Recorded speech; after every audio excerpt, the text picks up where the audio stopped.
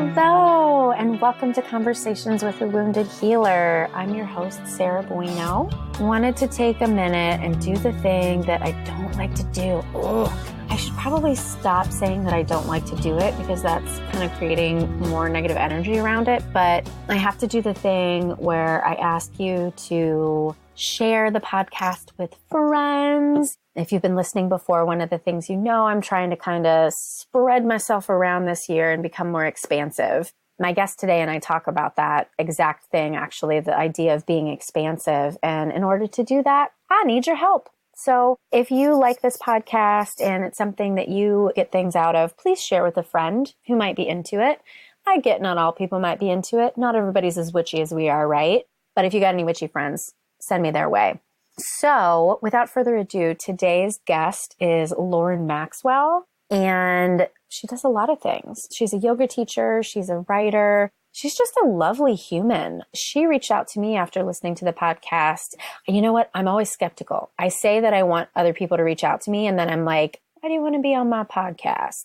And so anytime it's somebody I don't know who I don't get a recommendation from, I'm always like, oh, let's just talk on the phone and see how it goes. And we just started talking like we'd known each other for years. It was just like super easy to talk. And I was like, yes, queen, you can be on the podcast. I'm so excited. And we finally got together. So I think you're really going to have fun listening to my interview with Lauren Maxwell. Hello, Lauren Maxwell. Welcome to Conversations with a Wounded Healer. Hi, Sarah. Thank you so much for having me. It's really good to be here. Yeah, I'm so excited to talk to you and get to know more about you and all that kind of fun stuff. So I guess we can start by telling listeners how we met. And I guess we met because of the podcast, right? We did. Yeah. And I love that. I encountered the podcast through Candace Wu. Yay, Candace! Yeah, yay, Candace. And it resonated with me. I felt like this is a community that I would like to get to know. And I was looking to sort of expand in that way, and then reached out to you, and you were very receptive. And then we chatted, and it was all great. So see, guys, it's that easy if you want to be on a podcast. Exactly. Right. Yeah. I think I mentioned in an episode before, I'm always looking for cool people. So if you're out there and you're cool, just email me and we'll chat. Thank you. I love that. Yeah. So do you want to tell folks more about who you are and what you do? I would love that. Thank you. I am a writer and a creative person, also specializing in yoga for back care. So using yoga as a back care specialty as a therapeutic means for dealing with issues like scoliosis and herniation, spondylolisthesis, general back pain, whatever it may be. And I am also a student of all those things. And I have written a zine. This is the sort of bit of my writing work that has been for myself and not for other people, called How to Uncover Self in Chaotic Times. Awesome. And as soon as you said back pain, I was like, oh, fuck, my mid back. I was like, so what yoga pose do I do for my mid back? And you know, what I need to do is just fucking go back to yoga because I've not been.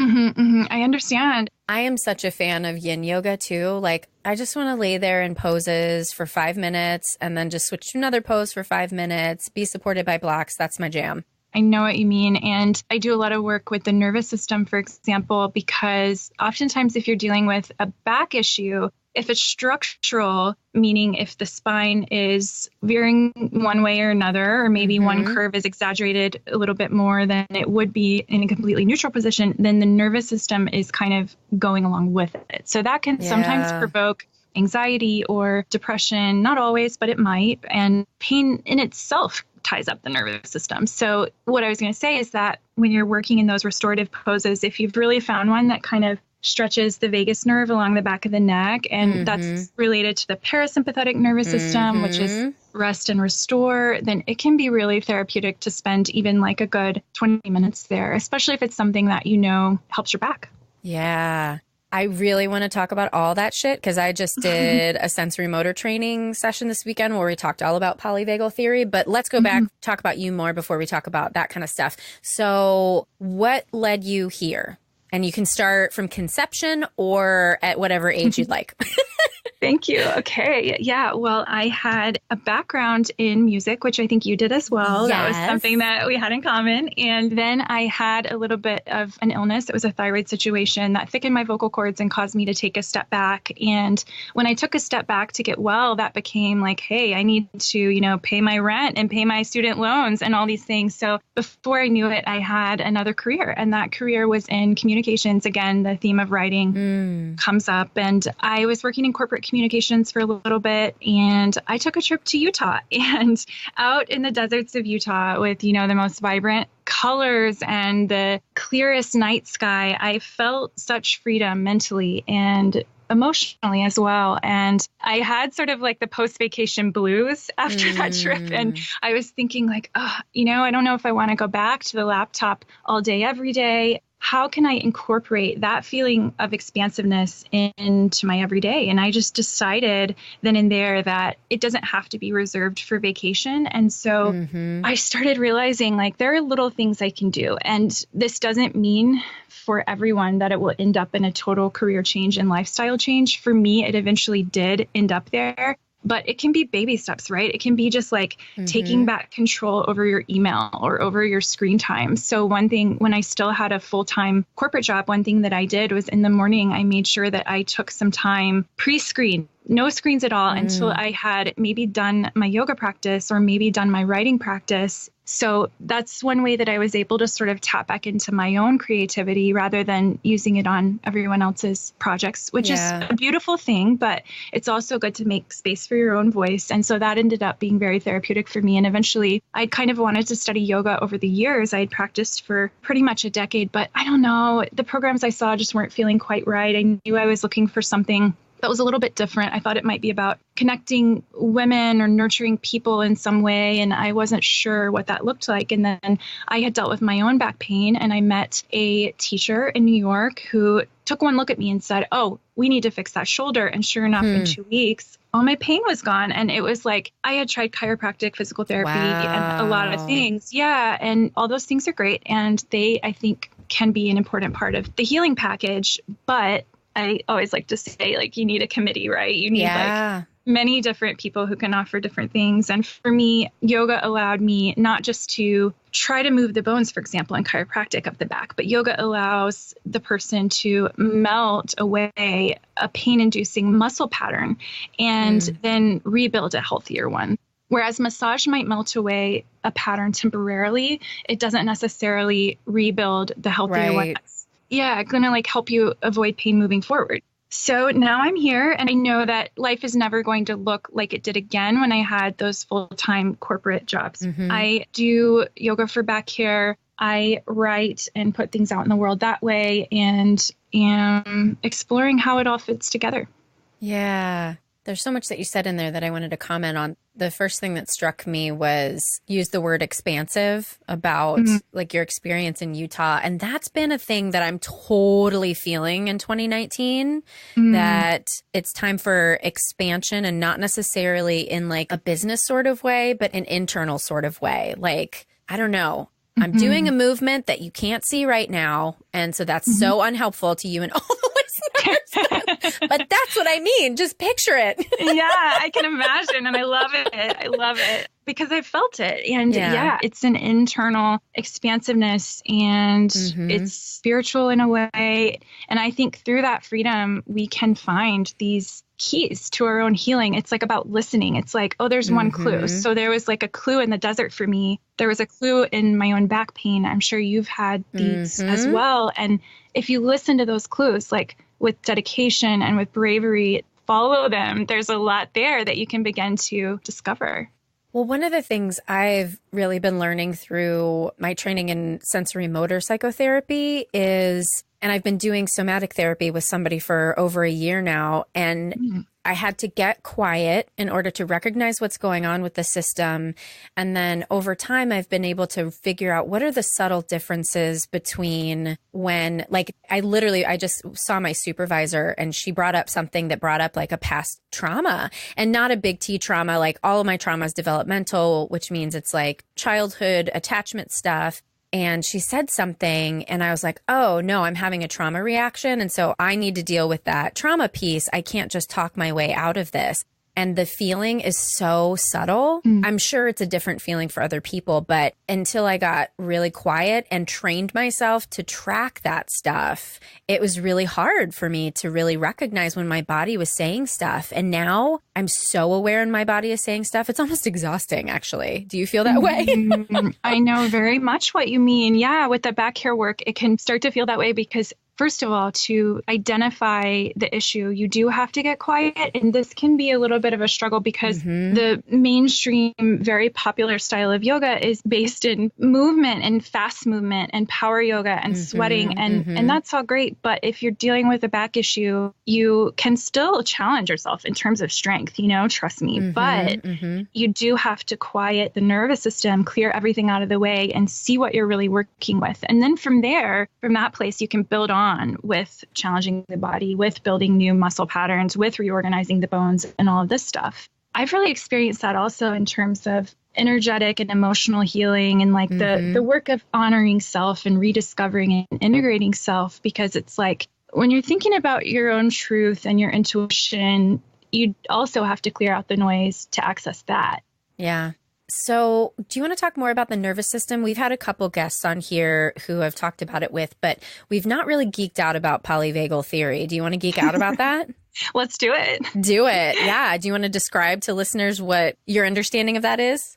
Sure. So in my work, like I was saying, we work a lot with the parasympathetic nervous system intentionally. So this tends to be the goal, for example, of a restorative yoga class. But I think that if you're very specific with the body and the body's needs, you can go much further. So if you're supporting the body in an aligned and integrated way, where, for example, the spine is in a neutral position throughout, then that is really going to create clear channels for the nervous system. And this is very present in Vedic anatomy as well, that will allow the nervous system to decompress, release. And so we think a lot about the vagus nerve, and by gently stretching the back of the neck. So for example, this is just an easy way to think of it.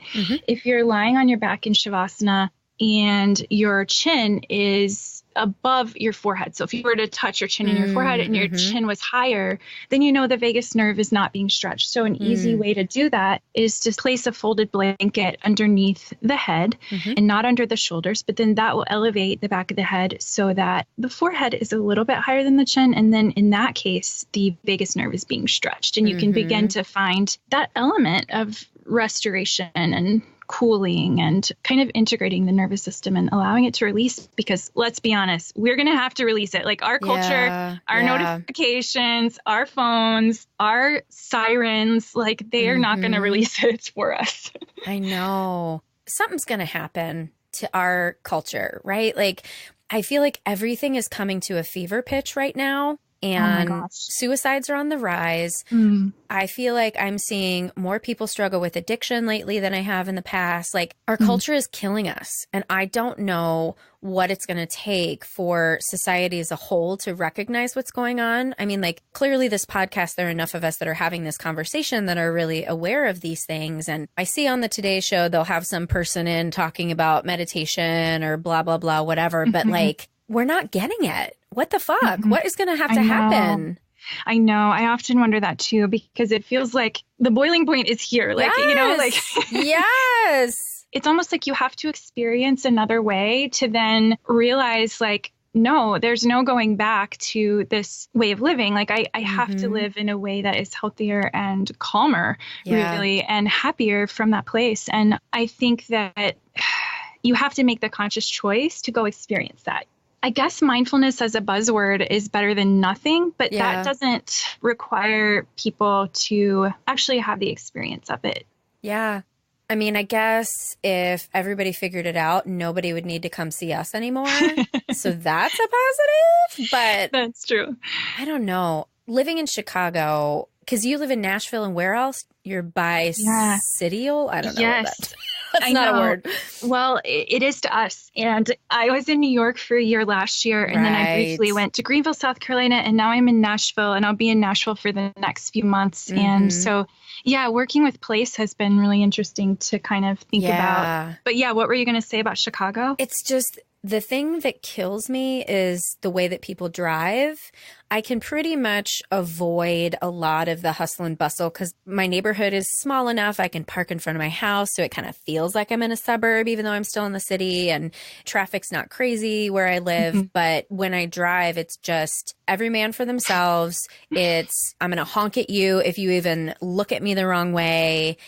For whatever reason, the energy that comes from that makes me really tired by the city. Because I think I can avoid most of it, but I have these fantasies now of like, well, shit, do I want to move to like the Pacific Northwest? Because that vibe seems to be my vibe of, you know, since I've slowed down. But also Nashville too is pretty, I mean, that's Southern, so they like to be slow. Yes. Nashville has a little bit of traffic, but I don't think it's anything compared to Chicago. Actually, well, it's funny because I feel like Asheville, Nashville, Portland, Seattle, and Atlanta, these like smaller cities that don't have the infrastructure of places like Chicago, your traffic seems to be worse because y'all don't have the interstate system set up for it. And since we have the transit system, it's so walkable and so transit friendly. It's interesting. I feel like there's this push that younger people are moving to these little big cities because they want the convenience of the city, but they want the small town feel. It's just fascinating. It's true. Atlanta in particular is unbelievable. Yeah, my brother lives there, so I've gotten to visit, and I had a friend that moved there, and it's lovely. Like, I remember going there when I was in college, and there was nothing significant that I was aware of, but now it's pretty much like Chicago when it comes to getting food. You know, you can go to any type of restaurant, you can go to all these concerts, and so I guess that's one good thing about society. I don't know. Yeah. Well, like you were saying, like, I guess this is our job in the world. And now I'm thinking, okay, maybe I love breath work. Like, is the next thing to do breath work for drivers? Yes. Did you listen to the podcast with Nathaniel? I didn't, but I would love to. Listen to that one. You might want to be his friend next. Oh, sounds great. Yes, because his thing was breath work. Yep. Yeah, I think it's so powerful. And it's very soft, so you almost don't realize the power of it. In my own body, I was working to sort of like release kind of like this protective covering on my upper back and shoulders so that I could just, you know, live in my truth without the need to self-protect. And it was like breath work actually really helped to address some of those things on an energetic level, like using the full capacity of the lungs, which go all the way up to your collarbones, but you're not necessarily able to feel that just in your everyday activity. Right. And funny, being a singer, like we were taught how to do that, but I have so much anxiety around my breath. And I think part of it comes from being told that I was doing it wrong for so many years. Oh, I get that. Yeah. And also just like the anxiety of like, I have to finish this long phrase and it's not going to happen. Right. And we're done. Yeah, I totally get that. Yeah. Well, I'd like to transition into the healer and wounded healer talk. So I'm curious your thoughts on the word healer and how that might apply to your work. Yeah, I think this is a great and really important question. I tend to be very cautious with the word healer and lean more towards words like facilitator, collaborator, space holder. I really like teacher. And, you know, that's for a few reasons. It's in part that I have such deep respect for these lineages and traditions that I aim to benefit from and to learn from. And it's also, as a white cisgendered woman, I feel called to be very intentional with my language and to avoid anything that could align itself with co-opting, taking, commoditizing, you know, using something that's not necessarily mine. So I think where I ultimately fall is I aim to share things that I've experienced. And I feel, for example, when I studied yoga philosophy, there was an emphasis on only teaching that which you have known. And that resonates with me. So I love sharing with people things that have been healing in my own world. However, it's then their choice to take it and use it. And then they become their own healer. And I think that's where the real potential is, because from that empowered place of like, wow, look at how I shifted my own life. Look at how I went from point A to point B. And then you can't help but interact differently in your close relationships, in your community. Mm-hmm. And that's sort of like a ripple effect that eventually will better the collective, you know? Oh, yeah. I mean, and that's exactly why I do this podcast. I started typing as soon as you said, only teach what you've known. That's it. I try to tell my students, you've got to be in therapy for yourselves. And every time I do a presentation, I'm like, you guys, you got to be doing this work.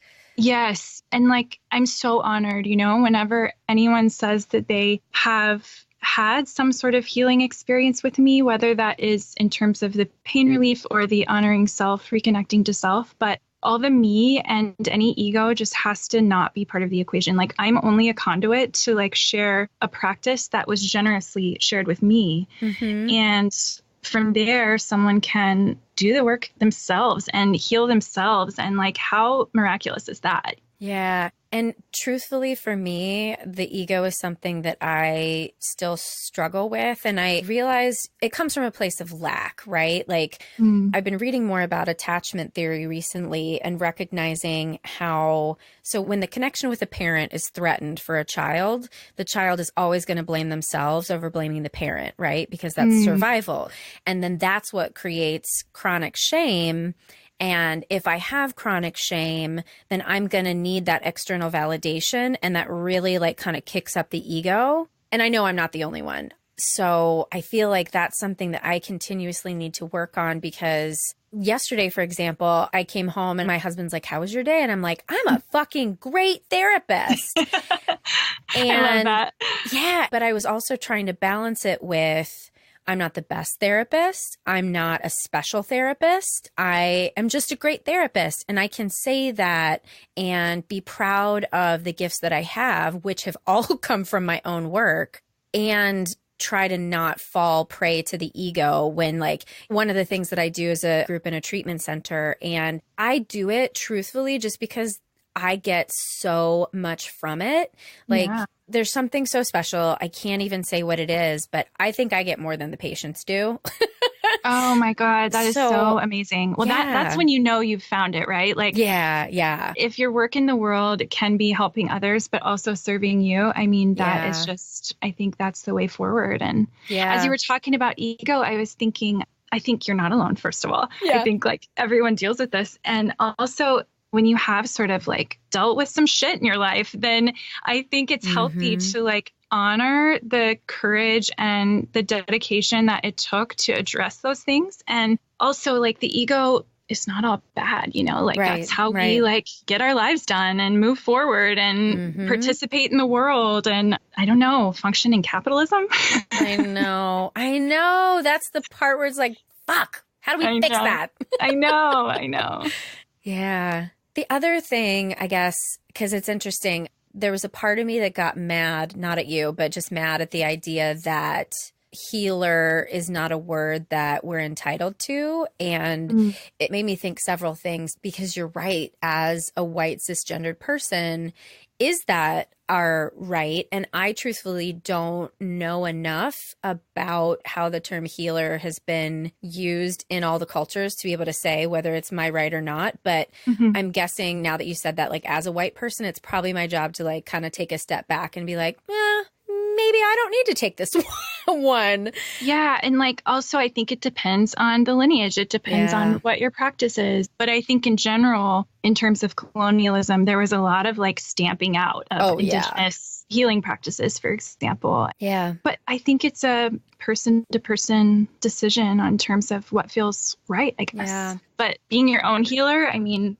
how cool is that? Oh, we should all be our own healer, right? Right. And I'm reading this book. I can't remember what it's called. The word goddess is in the title, and it's talking about how we moved from a society that I wasn't born, you weren't born. This was literally like hundreds of thousands of BC years ago, but talking about how societies were more about reverence to the divine feminine and how then the patriarchal society kind of stepped in and changed it, and how moving forward, we are moving back to the divine feminine and witches. Yes. So witches, we love you. Yeah. So I feel like, okay, from our lineage, if we want to say that, as white people relating to witches. And I guess I don't know, how did white witches really start their thing? And then they got burned at the stake. I don't know. There's something there that I can't form a complete sentence around, but you know what I'm saying. I do, yeah. And I think like if you really wanted to dig into it, you could look at your own ancestry. For example, would you be working from a Celtic tradition? Would you, so like I think you can take it back. Yeah. I like that idea. Right. And like sort of reclaim some things that might be more yours, so to speak. And then the other thing that, as you were speaking about divine feminine, I mean, I just love all of these things. I love the idea of feminist business, and like personally, I've had to untangle like a lot of ideas around success and what I was indoctrinated to think success means. And so I've been trying to think a lot about softer definitions of success that are more stereotypically feminine and the way that that looks in terms of business and everyday life and expectations of the outside world and how you balance all that stuff. Right. And going back to capitalism, it's hard to survive from that place when we still have to participate in a capitalist society. Yeah. I mean, I have that struggle with clients all the time. If they could step out of their life and just heal, then everything would be fine. But no, they have to make money. They have to pay rent. They have to pay, whatever thing they need to pay. And there's just not a lot of space for healing. No, there's really not. And that's why, like we were saying earlier, it has to be this intentional choice to try to experience something different. And it's easier to run the other way. You know what I mean? For sure. So what about wounded healer? Yeah. I think sometimes I wonder when people hear wounded healer, does their ear and their brain go directly towards the wounded part? But for me, I see so much power in that archetype, and I love it because I think the power is the most beautiful kind. It's from a place of empathy and vulnerability and compassion, and it's knowing that you had the courage to really stare those things in the face and say, like, what are you trying to teach me? What do you have to say to me? What is there to like better integrate this lightning bolt into the narrative of my life? That kind of thing. And when you can start to work with others from that place of compassion, I think there's so much power in that. And speaking of our world being at a boiling point, I think like it's that place that could begin to turn the tide. And so I love it. I think it's so important. And I love that thought of the kind of powerful vulnerability that the wounded healer might be working with. Yeah. And I kind of going back to the ego stuff we were talking about, I feel like the wounded healer has the capacity to help keep the ego in check, right? Because if we are in touch with working on and healing our wounds simultaneously as we're helping others, that's a constant reminder. Because every time I experience a bout of depression or I experience something really hard, every single time I go, oh yeah, this is what my clients feel like. And I really do think that that's a gift that I have to keep getting those reminders sometimes. Because sometimes it's like, I've created this wonderful life for myself. I have an amazing husband. All of my friends are therapists. Like I get to spend a lot of my time doing my work and stuff that I really enjoy. And so sometimes I get out of touch with the pain of real life, because I've kind of created this fantasy life that has become real for me, but isn't real for a lot of the people who walk in my door. Oh my God, that sounds, first of all, like an amazing friend and family situation. Secondly, you can come hang out anytime. My birthday is very soon, so you can come to the party. It'll be great. Oh my God, an Aquarius. I'm an Aquarius rising, so no wonder we get along. Yay! Yeah. So as you were saying that, I was thinking just that a lot of times the people who walk in your door, and this is like just the beauty of the wounded healer persona, is they're looking for someone who can look at them in the face and say like, listen, I've been there and there is a way out. Like that's what you need to know is like, you're digging through the mud right now and like it's dirty and messy and you don't want to do it, but you're going to like sift out some gold from that mud. And that's the thing. And I've done it before. And that's why I can tell you that with confidence, you know? Yeah. People need to hear that. Yeah. Yeah. It's interesting because when you say that, there's a part of me where imposter syndrome comes up because I work with a lot of people who struggle with substance use issues and knock on wood, I don't have a substance use issue. In the field, we always say yet because you never know. So sometimes I feel like, well, I haven't walked in their shoes exactly, so I can't tell them it gets better, but I do know what it's like to be in pain as a human. And I can say that if we put in the work, that gets better. And truthfully, because addiction isn't about the substance, it's about life and all of the other wounds around it. If we heal the rest of our life around it, then hopefully the addiction gets healed as well.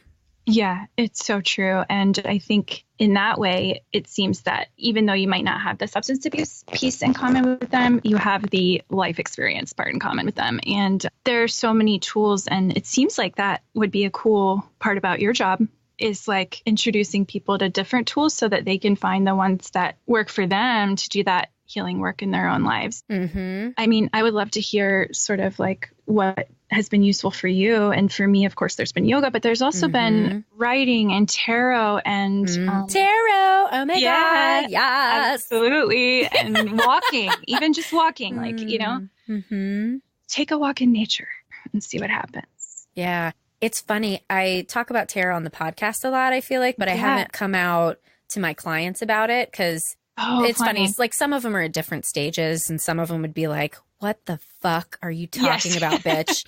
And some of them, they would just roll their eyes. I have one client who is like such a straight-laced, like cis white guy. He would just... Oh, I can imagine. Yeah, when I've told him to meditate, he rolls his eyes. It's great. Like, fine, don't do what I tell you to do. Yeah. Yeah, but then it's funny because we always come back to the same thing. And he's like, well, how do I do this? And I'm like, well, if you meditated, you would actually have built this neuroplasticity by now if you would have done this 4 years ago.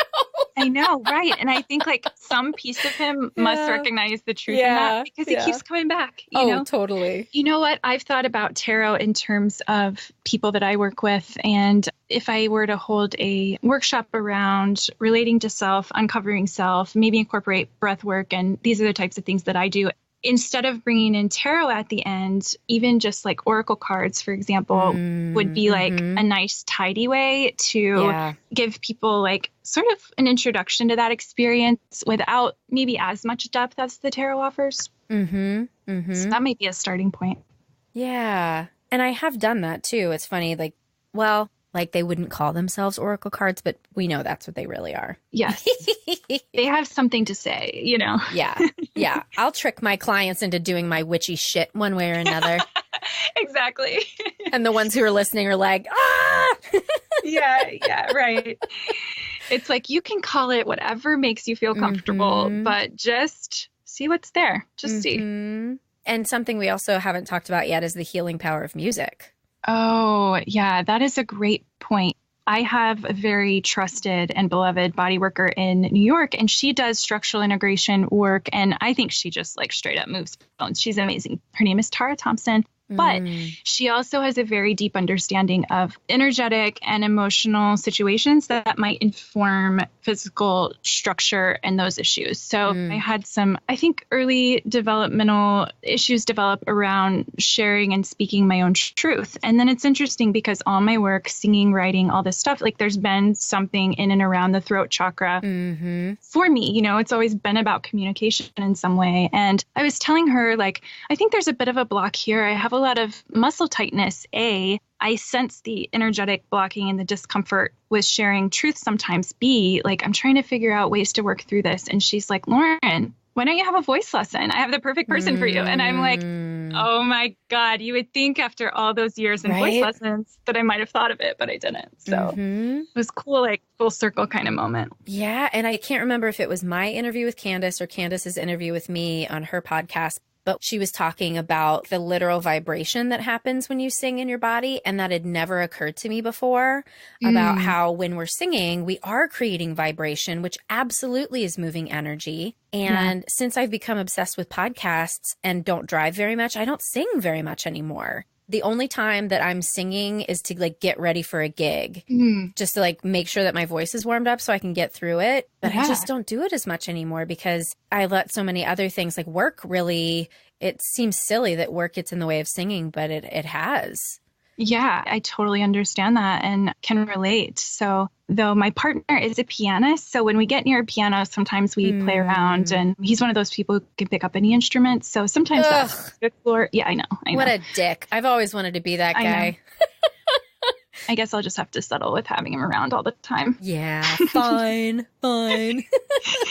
Yeah. And also I wonder, like, in terms of singing, you know, there might be ways to explore singing that are more freeing and more expansive than the things that you and I might have done in the past that feel a little bit more limiting, like, oh, you have to get this right. Oh, you have to get that right. So that could be fun to explore. Yeah, definitely. Well, I feel like this time has flown. I know. It's so much fun to talk to you. I feel like I could just keep going. Same. I want to give you space if there's anything specific that you want to share or talk about that we haven't already touched on today. Thank you so much. We've touched on all my favorite things: singing, therapy, uncovering self, traveling. So yeah, I think that I mostly just want to say thank you for facilitating this space for all of us to kind of gather. And yeah, I really would love to just continue the conversation with you. Like, what does this look like moving forward from the boiling point? You know, I would love to just, obviously I'll keep listening to the podcast and just look forward to what unfolds. Yeah. And if you ever have occasion to come to Chicago, let me know. And I probably will be in Nashville sometime in the next year, at least stopping through Nashville to go to Memphis. So awesome. Yeah, hopefully we can like actually see each other's faces in real life. I would love that. So let's make it happen. I have a feeling you're a really good hugger. Oh my God. I love hugs. Yay! Oh my God. However, I would never have guessed that about you. In case any potential students are now terrified, I do read the other person to see whether or not they want the hug. And if I feel that they do, then I'm coming in. Yes. I always ask. I feel like working enough with like communities around consent and whatnot, it's just become a habit to say, can I hug you? Yeah. I love that. And with backcare and yoga students, for example, you're already really getting in there and working with the body. So sometimes it is nice that there's a boundary there. Like, we move the body in all these other ways, but we don't necessarily have to hug as well. Yay. Well, thank you so much for being here. Thank you so much. I'm really looking forward to connecting with your community. Thank you so much, Lauren Maxwell, for being with us on the show today. Thank you again, as always, to Andrea Klunder and Edwin Ruiz at the Creative Imposter Studios for editing, to Liam O'Donnell for the album art, and to Ben Mueller for our theme music. To find out more about Lauren, you can visit our website at www.headhearttherapy.com/podcast. Thank you so much. Until next time. Bye-bye.